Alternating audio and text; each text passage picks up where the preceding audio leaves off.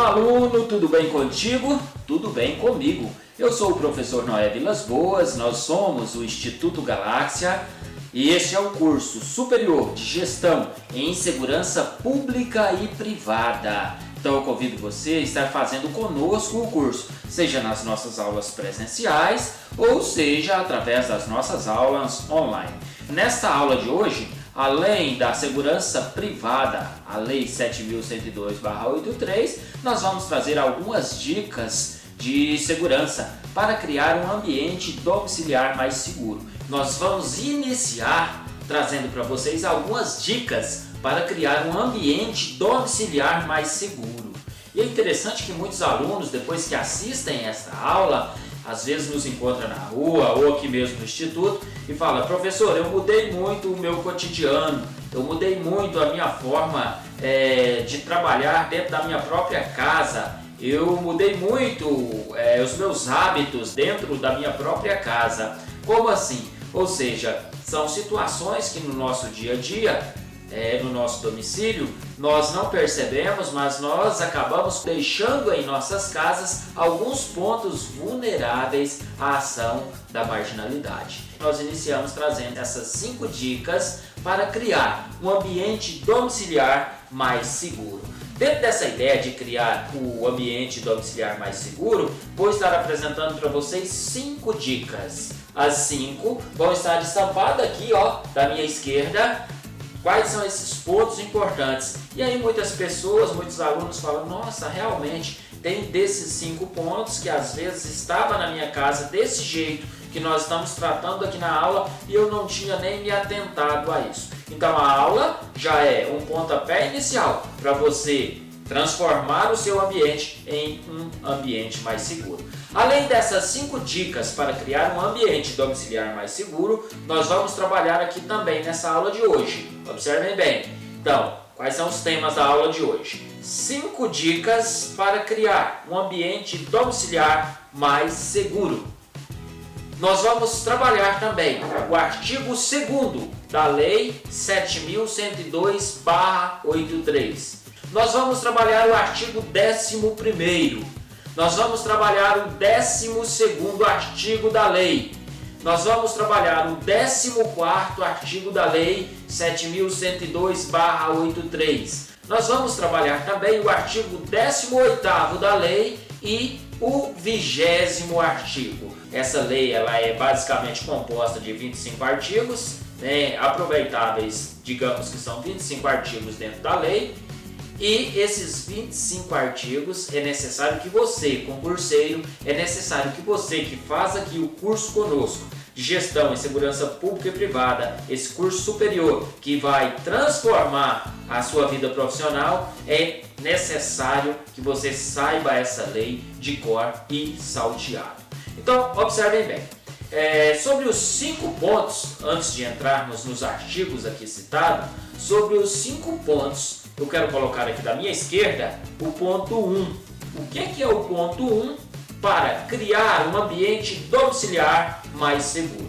O ponto 1 nós colocamos aqui, olha, identificar situações de vulnerabilidade na sua residência, no seu domicílio. O que é isso? Quais são essas situações de vulnerabilidade? Olha, aqui nós colocamos uma que normalmente acontece muito no nosso dia a dia. Nós estamos saindo de casa, uma pessoa, 2 pessoas saem de casa, é normal que uma pessoa procure para outra. Você fechou todas as janelas? Você trancou as portas? O portãozinho está trancado?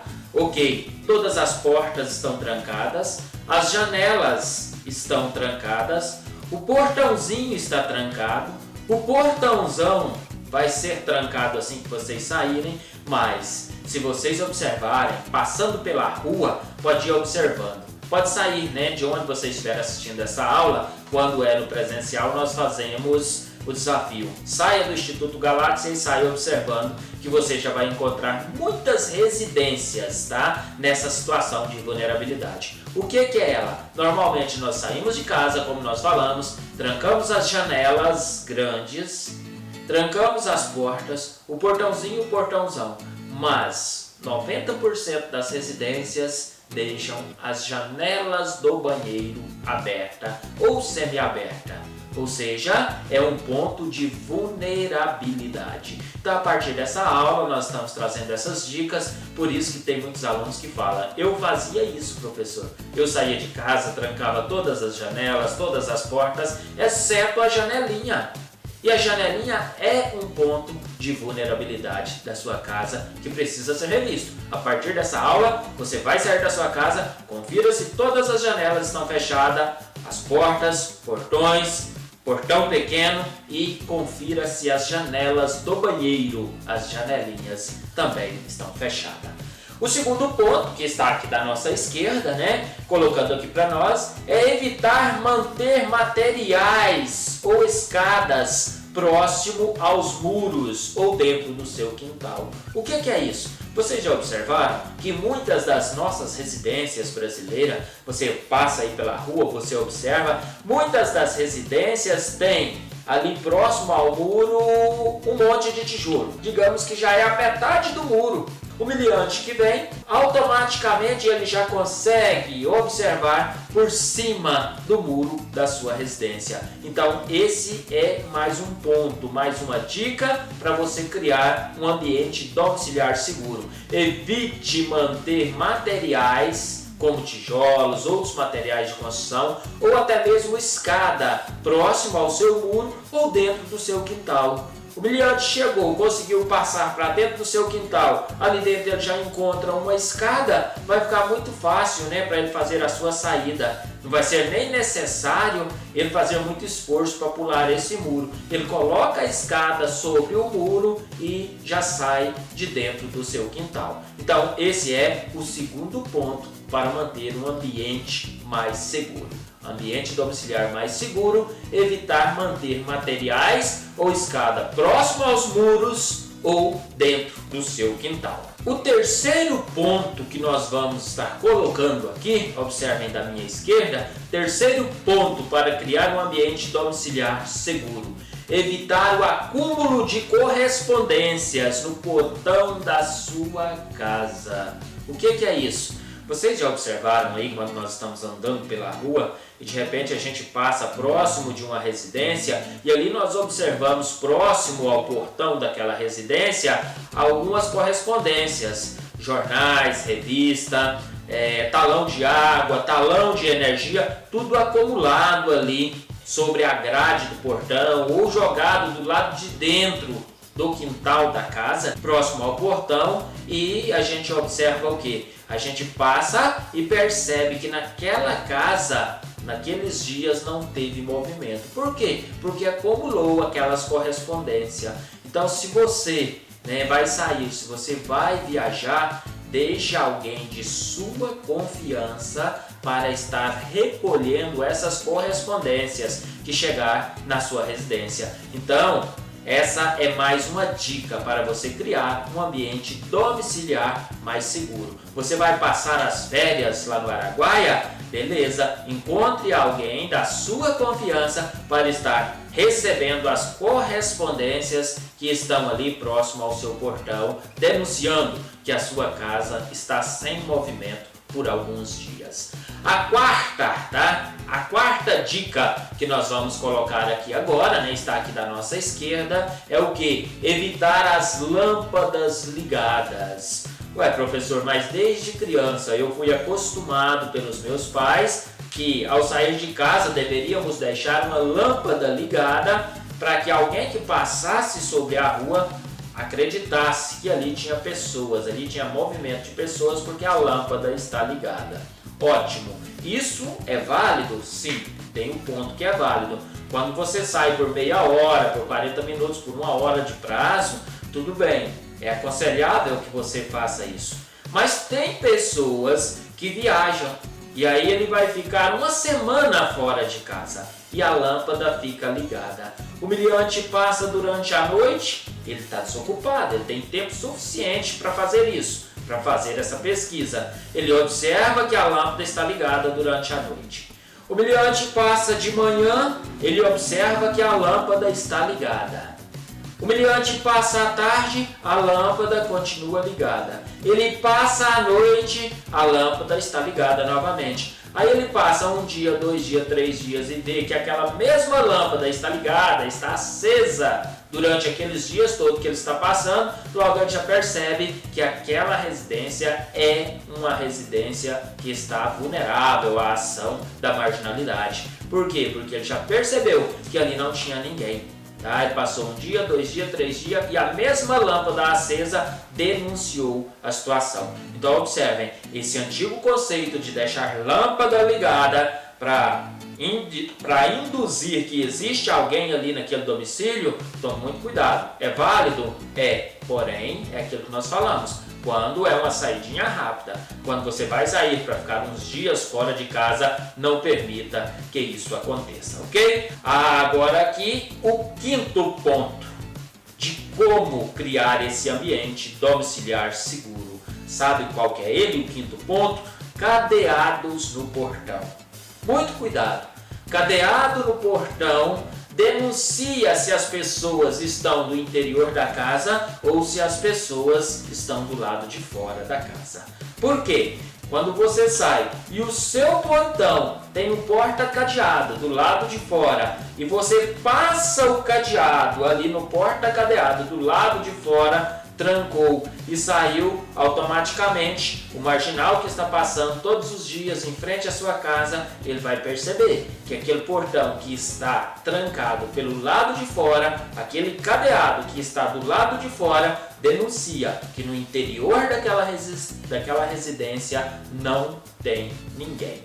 Certo? Então são essas as nossas 5 dicas para criar um ambiente domiciliar mais seguro. Nessas dicas, nós vamos passando para vocês, alunos, aquilo que vocês vão criando dentro do seu próprio espaço domiciliar. E automaticamente, de acordo com o que o curso vai caminhando, de acordo com o que você vai adquirindo mais conhecimentos, você vai adaptando essas regras de segurança lá fora na sociedade, para você mesmo e para terceiros dentro de uma sociedade. Como nós havíamos falado, nós temos aqui agora da minha esquerda, vou estar mostrando para vocês, o artigo 2º da Lei 7.102/83. E o que esse artigo 2º fala? Ele fala das instituições financeiras e as demais instituições autorizadas a funcionar pelo Banco Central do Brasil, elas são obrigatórias a colocarem à disposição do público caixas eletrônicos.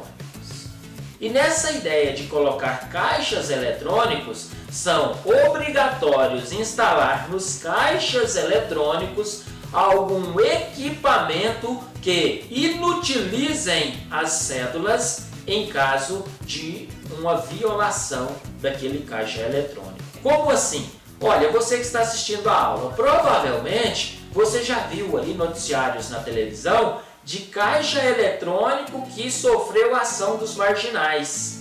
A quadrilha chegou, colocou ali naquele caixa eletrônico alguns dinamites, explodiram o caixa eletrônico, pegou o dinheiro e foi embora. O que é isso? A lei, no seu artigo 2º, diz que os bancos, essas instituições financeiras, elas têm que colocar algum dispositivo que inutilize essas cédulas em caso de arrombamento desses caixas eletrônicos. Quais são esses dispositivos? Esses dispositivos, a lei traz o seguinte, fica a critério das instituições. Pode ser uma tinta especial colorida. Como assim? Explodiu o caixa eletrônico, automaticamente a tinta derrama sobre as cédulas, inviabilizando que essas cédulas continuem aí no mercado. Pode ser também algum tipo de pó químico que vai inutilizar essas cédulas. Pode ser alguns ácidos insolventes, pode ser. E pode ser também a pirotecnia. O que é a pirotecnia? A pirotecnia nada mais é do que o equipamento, aliás, um dispositivo instalado nesses equipamentos que quando eles são violados, quando eles são arrombados, o que acontece? As cédulas, né, queimam, as cédulas pegam fogo. Ah, professor, mas normalmente queima só um pouco, as que estão ali pelo meio, elas ficam ainda sem queimar. E a quadrilha, né, os miliantes, os bandidos levam o dinheiro. Tá, mas pela lei é obrigatório que as instituições financeiras tenham esse dispositivo a fim de inviabilizar o reuso, né, a reinserção dessas notas no comércio. E aí no quinto, né, o quinto dispositivo, qualquer outra substância, desde que não coloque em perigo os usuários dos caixas eletrônicos. Então observem bem, a lei traz a necessidade desses dispositivos para inviabilizar essas notas. Traz 5 sugestões. A primeira, tinta especial colorida. A segunda, pó químico. A terceira, ácidos insolventes. A quarta, pirotecnia. E a quinta, né, qualquer outra substância que inviabilize essas notas após esses equipamentos serem arrombados. No artigo 11º, que está aqui da minha esquerda, diz o seguinte: a propriedade e a administração das empresas especializadas que vierem a construir são vedadas a estrangeiros. O que é isso? Ou seja, é aquilo que nós falamos. Para você constituir uma empresa que vai prestar esse serviço de segurança privada, ou para você administrar uma dessas empresas que fazem o trabalho de segurança privada no Brasil, é necessário que você seja brasileiro. O artigo 11º da lei fala sobre isso e está aqui da nossa esquerda. No artigo 12º, que está aqui também da minha esquerda, diz sobre os diretores e demais empregados das empresas especializadas de segurança não poderão ter antecedentes criminais registrados. É aquilo que nós falamos do nada consta civil e criminal. Nem os diretores poderão, nem os empregados. Por quê? Porque quem são os empregados? Os empregados são os vigilantes. E os vigilantes, quando ele vai fazer o curso para adquirir a sua CNV, já ficou claro que se ele tiver qualquer um antecedente desse aí registrado, seja civil ou criminal, ele não vai poder fazer o curso, tá certo? Esse é o artigo 12º que está aqui da minha esquerda.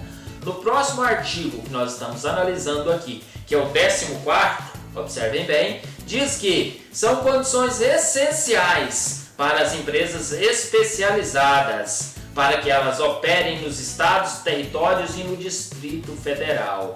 Condição 1. Autorização de funcionamento concedido no artigo 20 desta lei. Condição 2. Comunicação à Secretaria de Segurança Pública do respectivo estado, território ou distrito. O que está aqui no artigo é o que está lá no artigo 20º, falando sobre as condições essenciais para que as empresas operem, para abrir uma empresa de segurança privada. Tem que ter primeiro a autorização de funcionamento, concedido pelo Ministério da Justiça. Quem fiscaliza, nós já falamos em aulas anteriores, é o DPF, Departamento da Polícia Federal. E isso tem que ser comunicado às secretarias de segurança pública dentro de cada estado da federação que esteja, ou seja, dentro do Distrito Federal. No artigo 18º, que está aqui, diz claro que o vigilante usará uniforme somente quando em serviço. Só que até hoje nós ainda encontramos aí pela rua, pelo trânsito, pessoas Pessoas com uniforme de vigilante, mesmo não estando no seu posto de serviço. E a lei, no artigo 18º, deixa claro, Lei 7.102/83, diz: o vigilante usará uniforme somente quando em serviço. Saiu do posto de serviço, automaticamente ali você vigilante ou você supervisor de segurança privada vai ordenar que sua equipe, né, tenha ali o vestuário para quê? Para que eles troquem essa roupa e ele não vai embora, né, para casa com o uniforme de segurança, porque a lei deixa claro que isso não é permitido. No artigo 20º diz o seguinte: cabe ao Ministério da Justiça, por intermédio de seu órgão competente ou mediante convênio com a Secretaria de Segurança Pública dos Estados e Distrito Federal, fazer o quê? Conceder a autorização para o funcionamento das empresas de segurança privada.